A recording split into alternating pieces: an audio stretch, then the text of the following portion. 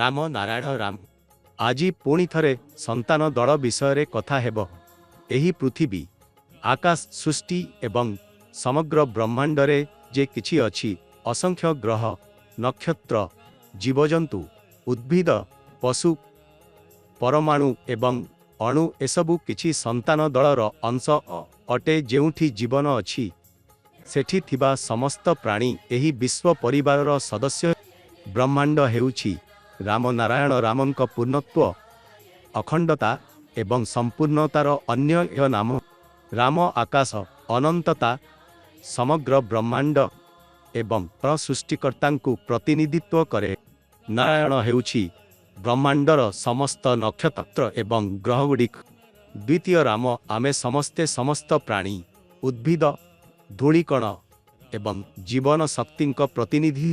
आमर चेतना एवं विवेक राम नारायण रामंक अंश। जेउथिरे आमे जीवनर सठिक पथकु देखि पारिबा। आम विवेक आमकु भल ओ मंद मध्यरे पार्थक्य करिबाकु सिखाए। आम मनरे असंख्य चिंता उपस्थित हुए जेउथिरे विवेक मध्यस्थ होई आमकु आगकु आणे एवं आम त्रुटि गुड़िक देखाई थाए। किंतु अनेक समय आमे एहाकु सुनिबाकु इच्छा करू नाही। फलस्वरूप भूल काम एवं दुखद घटना देखा देई थाए जहा आम जीवनर विफलता को जणाई थाए। आजिर विश्वरे एवं समग्र ब्रह्मांड रे असंख्य आत्मा जीवनर मौलिक आवश्यकतारु वंचित हेउछंती। एही कारणरु लोकमाने अन्याय भूल अपराध करुछंती एवं विभिन्न प्रकारर असदाचार रे अंतर्भुक्त हेउछंती। तांकर अस्थिरता तांकर हृदय एवं चेतनार गभीर भूखरु उत्पन्न हुए। जेपरी एक भुक्त प्राणी अंधार रे आतंकित होई बहुथर अलगा होई थाए सेपरी आम मनर अनेक चेतना आम जीवन उपरे प्रभाव पकाई थाए।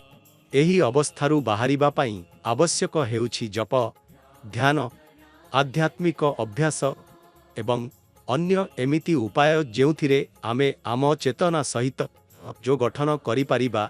एही परि करिले विश्वरे प्रकृति रे समाज रे एवं शरीर रे समता एवं शांति स्थापित हे। राम नारायण राम आपणक अंतर्मन को जागृत करि थाए। आपण केबे भाबिथिबे कि आपणक स्वप्न आपण एते चेष्टा करी मध्य साफल्य लाभ करि पारु नाहंती। एहार मुख्य कारण हेउछि आपण एपर्यंत आपणक अंतर्मन एवं आपणक असीम शक्ति को जानी नाहंती।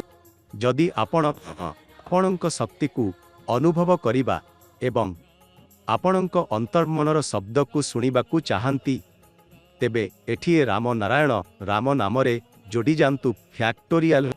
एहा माध्यम रे आपण न केवल आपणक स्वप्न पूरण करि पारिबे बरं आपण अंतर्मन रे एक नूतन ऊर्जा अनुभव करि पारिबे। एथिपाई राम नारायण राम नाम को जप कले एहा समग्र ब्रह्मांड को अंतर्भुक्त करि पारे बोली कुहा जाय। एही शक्ति आपणक जीवन को अन्य दिगरे गति करि। राम नारायण राम उपरे आपण अनुसंधान करंतु एवं एही पथरे अग्रसर होंतु।